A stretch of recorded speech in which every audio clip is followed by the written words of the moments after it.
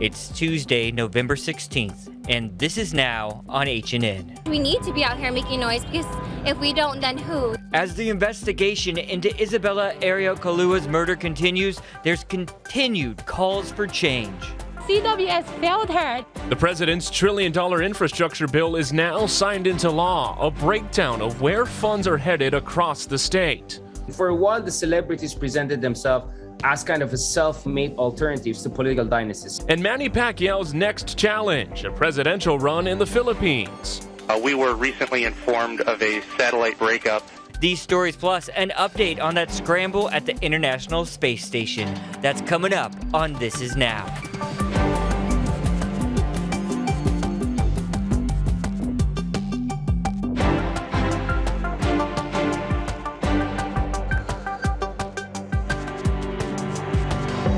And they just keep ignoring it. So we out here and we want justice, not just for Ariel, but for all the KKs, you know?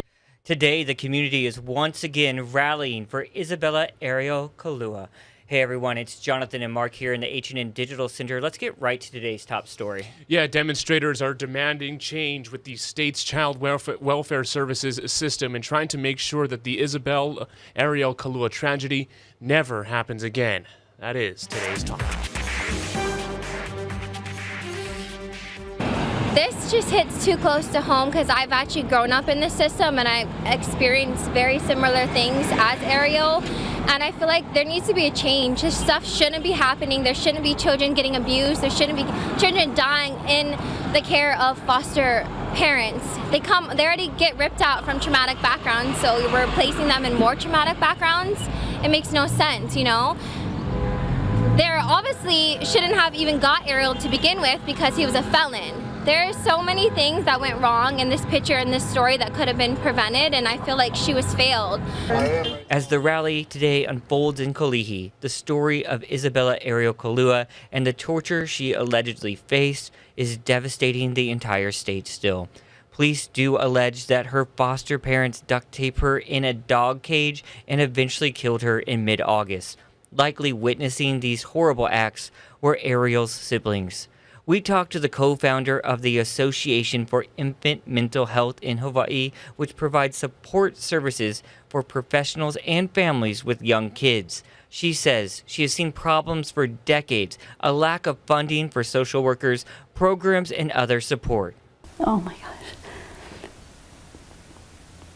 It brings tears because we know the impact on children when they have what we call toxic stress. And this is major. This is something not even an adult can comprehend. Being a volunteer with child abuse, CPS back in the 80s, and seeing much of the same things happening today. And so we talk about, we've got to break these silos. As we first told you yesterday here on This Is Now, President Joe Biden signed that big infrastructure bill into law, and now we're getting an idea of where that money is going right here into the islands. Let's bring in our Sammy Selena with more on that. What'd you find out? Hey, good afternoon, Jonathan. So Hawaii's senators say about $2.8 billion in federal funding is coming to Hawaii. So roughly $1.5 billion is slated to help update Hawaii's highways with a focus on climate change mitigation in the process. Some $637 million will go toward a historic investment into public transportation, including buses. Hawaii will also get access to nationwide funds like the $11 billion for restoring coastal habitats. So I know we're getting some lawmaker reaction coming in from Capitol Hill. Sammy, what exactly are our senators saying about all this? So this is what Senator Schatz said. He said this massive investment will make it safer and easier for Hawaii families to get around and benefit our local economy for many, many years to come. Now, Senator Hirono praised the passage of the bill, but said there is more work to be done beyond improving the physical condition of infrastructure. She added in her statement to the media, quote, "We're going to pay for this by making sure the biggest corporations and wealthiest individuals actually pay their fair share of taxes." All right, let's go a little deeper into this. Sammy, what are some more details you know about the allowances and where they're going for Hawaii? Right, Jonathan. So they include $339 million just for bridges, $246 million for airport improvements, $160 million to improve broadband access for residents and Native Hawaiian families across the state, $200.4 million for water infrastructure improvements, $21 million for expansion of electric vehicle charging stations and clean energy transition, and billions of extra dollars are also accessible to the state nationwide for additional projects and causes. Whew, that's a lot of numbers. Yeah. And a lot of money. And so if you want to read more about this, just head to those H&N digital platforms. We laid it out for you all there. All right, now, guys, thanks, Sammy, for being with us, by the way. Yeah, of course. But now, guys, let's turn it over to a preview of what's coming up tonight on the NBC Nightly News. Good afternoon. We're in Detroit at General Motors Factory Zero. It is all new here. It is all about electric vehicles. This is the brand new electric version of the Hummer pickup truck. The numbers are amazing. 0 to 60 in 3 seconds, 350-mile range on this all-electric vehicle, as General Motors is pledging to go all electric by 2035. Coming up on NBC Nightly News, an exclusive interview with the CEO of GM about why she thinks the time is now to go green in a very big way. President Biden coming here tomorrow. Coming up, when and why would you be buying an electric vehicle and putting one in your driveway? On NBC Nightly News. Back to you. To the pandemic, 63 infections reported across the state today with no new deaths. A county-by-county breakdown and the latest on Hawaii's vaccination efforts is available on hawaiinewsnow.com. Now let's toss it over to Allison Blair, who has the potential timeline for lifting vaccine and COVID testing rules for travelers. Lieutenant Governor Josh Green says likely the earliest Hawaii's Safe Travels program would come to an end is spring 2022.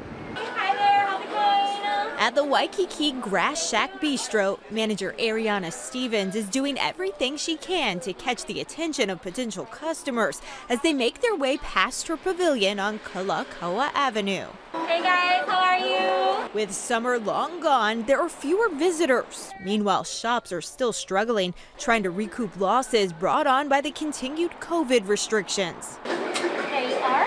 Stevens says after close to 2 years of lockdowns and mandates, Hawaii's Safe Travels program has served its purpose. It wouldn't hurt to do away with it. We don't get as much of that local crowd coming in too often. So it is really difficult to try and sustain the businesses. We have lost a lot of them in the past already due to COVID, and we definitely don't want to lose more, especially with Hawaii being so isolated. Our economy really, we depend on it a lot. So there's far fewer people that can, spread COVID, but it's not nobody. Green says keeping the program in place as the state begins to welcome back international travelers provides a sense of security as other parts of the world try and get a handle on the virus. The reason for the Safe Travels program and keeping that in place to a degree is because there has been an outbreak in Austria and Germany and in some parts of the United States. So it gives us a sense of comfort and protection that we're still insisting that people are vaccinated or tested. There are going to be outbreaks in 2022 in different parts of the world because some of them only have, in Africa and South America, only in the single digits vaccination rates. And in Europe, it's very uneven. So I suspect that the governor likes the Safe Travels program that my team helped build. I mean, that really worked well for a long time. It does give us a strong sense of security. Currently, the state's COVID infection rate stands at just 1.5%, while nearly 90% of residents who are eligible for the vaccine have gotten at least one dose of the shot, making Hawaii one of the most vaccinated states in the country. This should end it already. What are we waiting for? But others told us although the process can be a hassle, they don't mind erring on the side of caution. It would not deter me from coming back. This is not about what I want. It's about what's right, what keep everybody safe. In Waikiki, Allison Blair, Hawaii News Now. Nike is postponing the release of its sneaker collaboration with rapper Travis Scott following the Astroworld concert tragedy. Nike made the announcement yesterday on its website. 10 people died when crowds started surging when Scott started performing at that concert. The sneaker's official release was set for December, but it has not yet been rescheduled. New at noon, right up to the filing deadline, voters in the Philippines were kept guessing about who would be running for next year's presidential election. Among the names, a very prominent sports icon who could be the biggest challenger. Ivan Watson explains. A professional boxer, the son of a notorious dictator, and a city mayor who once starred in steamy movies. Just 3 of the many candidates currently running for president in upcoming elections in the Philippines. So, 97 aspirants for the position of president. This looks like a circus, but in fact, even worse than a circus, this looks like a chaotic race. Perhaps the most famous in this crowded field, Manny Pacquiao, a senator and recently retired world boxing champion. Which politician presents the most competition for you? It's like boxing, Ivan. I have a lot of competitors. We fight inside the ring, but outside the ring, we're friends. Kindly sit down. The unpredictable political landscape in the Philippines, shaken by last-minute announcements from the family of outgoing President Rodrigo Duterte. He's constitutionally barred from running for a second presidential term. His daughter Sarah filed for candidacy for vice president. Briefly, the elder Duterte threatened to also run for the same job, until he backtracked from competing against his daughter, instead announcing a last-minute bid to become senator. The election doesn't take place until May of 2022, but in this political system, the stakes couldn't be higher. Let's not forget, in the Philippines, we have no runoff elections. All you have to do to become the president is to win more votes than everyone else. A frontrunner in the current polls, Ferdinand Bongbong Marcos Jr. His father declared martial law, ruling the Philippines with a terrible human rights record until a popular uprising ousted him in 1986. His mother, Imelda, still famous for her shoes. The Philippine political landscape has been dominated by 2 groups, right, since the fall of the Marcos dictatorship. Political dynasties, celebrities. And for a while, the celebrities presented themselves as kind of a self-made alternatives to political dynasties. One critic of political dynasties, boxer turned politician Manny Pacquiao. That's my promise to the people, to the Filipino people, to end poverty, to end corruption. He calls corruption a cancer in society. All those corrupt officials should be jailed.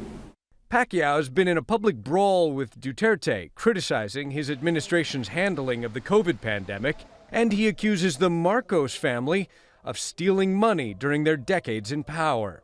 If you were president, would you try to get some of that money back for the people of the Philippines from the Marcos family? That's definitely, I will. The veteran boxer preparing for the fight of his life in his country's political arena. Ivan Watson, CNN. All right, and a lot of people don't realize the ties to the Marcos family to Hawaii. That's why we've done a special documentary here at the H&N Digital team. It's called Exile in Hawaii, and it revolves around Bongbong, that politician you just heard about right there. His father, Ferdinand, and Imelda, who you also just heard about, their exile after that declaration of martial law in the Philippines. They had to come here, flee the country, and during the process, they were actually accused of smuggling millions of dollars of jewels in Pampers boxes, diaper boxes, right into the airport.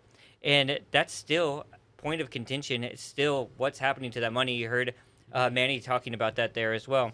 Fascinating political landscape. Right? Yeah. Well, you can watch that documentary. It's nearing 2 million views on our H&N digital platforms. Watch it. Just Google it. It'll pop right up. You guys, take you outside. Womp, womp, womp. That is some gray, gloomy stuff still. When is that going to go away? That fog's killing me. How about you, Mark? Oh, yes. I mean, I do love the sunsets that it provides, and the lighting is kind of fascinating. But, yeah, the fog, not good for the sinuses. No good. No good. No good at all. And you're right about that sunset. It was gorgeous last night. Gorgeous. Let's turn it over to Guy Hoggy with an update.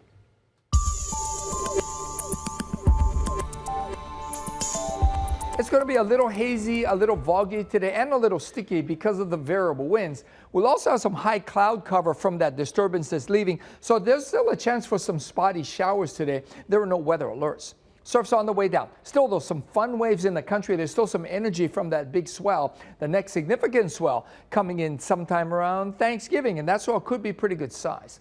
So again, a little muggy, a little hazy through tomorrow with those variable winds with some spotty afternoon showers. Slowly, the weather's going to get better as we head into the weekend because trade winds coming back on Thursday. Stronger trade winds due on Sunday. Turning now to a scramble at the International Space Station. This comes after a Russian weapons test really launched a dangerous debris field. It's threatening astronauts on board the ISS, which includes Americans. Let's turn it over now to Mark Strassman.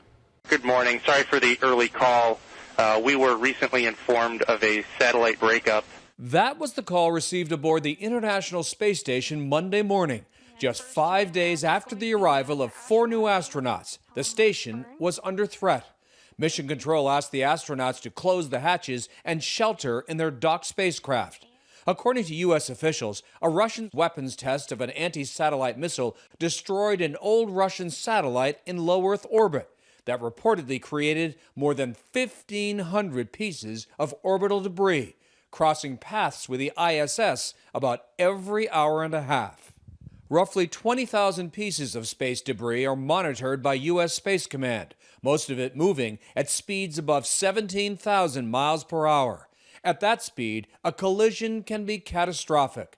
On Tuesday, State Department spokesman Ned Price slammed the Russian test, calling it reckless and dangerous. With these 1,500 pieces of trackable orbital debris, poses a risk not only to those astronauts, not only to those cosmonauts, but to satellites, to the interests of all nations.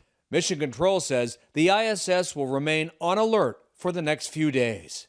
Mark Strassman, CBS News, Atlanta. Man, we'll keep you updated about that story. A lot of people talking about it online for sure. All right, guys, I wanted to share you a piece of video that I captured my very self yesterday in Waikiki, and check this out. Again, you'll see the caption at the bottom. Wait for it, wait for it, wait for it. This is right there at the Ilikai, and you'll see what you're waiting for here in just moments as I ride up in the elevator to the restaurant up there. Boom. Nope, nope, nope. That's not a fight taking place. Don't worry, it's not a real fight. That is NCIS Hawaii filming right there on location. It was cool to see. I love seeing our productions out and about. And this one really gathered the attention of a lot of NCIS fans in the area yesterday. They were filming there most of the day. Special bonus footage I see, huh? Yeah, it was pretty cool. And they had like a whole band set up. They were shooting some sort of scene in front of that band, and then the fight breaks out. It was cool. Also, that restaurant view, amazing, right? Yeah, right? It really is startling whenever you walk in and you stumble on the actual scenes or happening. You hear it's that like, artificial gunfire? Yeah. Like, yikes. Yeah, yikes, like, yikes. what exactly is happening here? Very cool get right there. Yeah. Awesome. Right place, right time. What's also trending online, users of TikTok, pay attention here. You could land some money from a recent class action lawsuit. The platform's parent company, ByteDance, recently disclosed a $92 million settlement stemming from a federal lawsuit that said TikTok illegally collected and used personal data from its subscribers. Those who are entitled to funds had to have been using TikTok since before September. If you think you are impacted, you can file a claim on TikTokDataPrivacySettlement.com. That was going to be my first question. Do you need a TikTok to get the settlement? Yeah, just check it out, huh? Of course you do. Some due diligence. I had one years ago, but I'm not kept active with it, unfortunately. And now it's all the rage. Everyone's doing their TikTok dances, and I'm left out. And someone who really needs one is this guy right here. Yeah. You should see his TikTok dance. Amazing. TikTok. Amazing. Yeah. It's right there with my MySpace account. Okay, that's what's happening. Okay. I love my MySpace. Completely all the inactive. HTML you could use. That was fun. I miss that. So let's talk about a big party that's going to happen very soon. Yep. New Year's Eve is going to happen in New York City. Here's what the mayor's saying about that. We want to welcome all those hundreds of thousands of folks, but everyone needs to be vaccinated. All you need to do is have that proof of vaccination and a valid photo ID, and you are in. Join the crowd, join the joy, join a historic moment as New York City provides further evidence to the world that we are 100% back.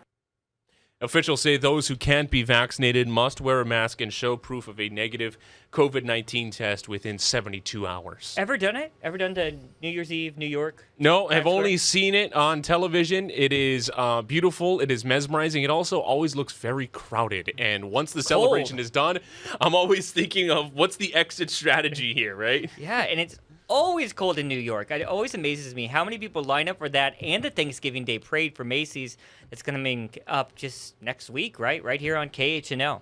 So don't miss either one of those big celebrations from the Big Apple. Excellent. All right, guys, let's talk about another big H&N digital project that we just wrapped up. Our digital producer, Mel, she filed this story about the Hawaii Theater and a bunch of things that have developed there over the years. I'm going to play out a preview of it, but she has a lot written up online if you're interested in learning more.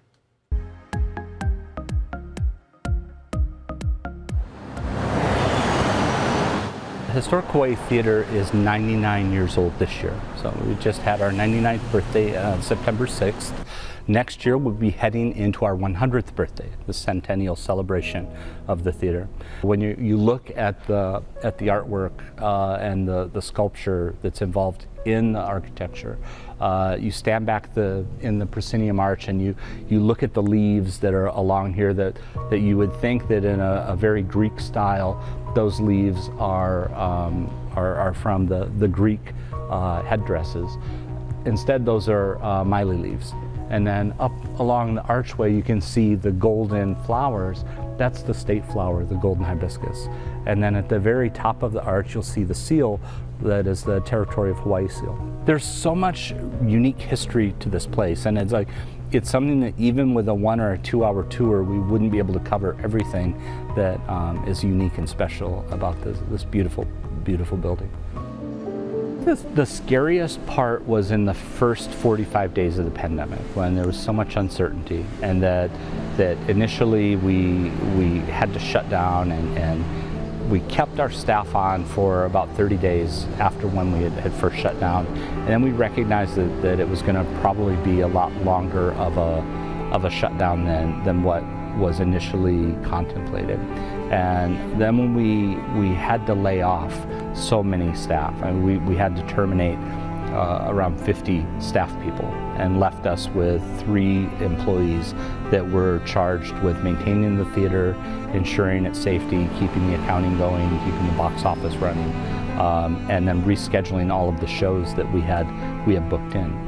And the way we've been able to survive over the last 18 months is through the generosity of the community, people providing generous donations to us, regularly supporting our live stream content.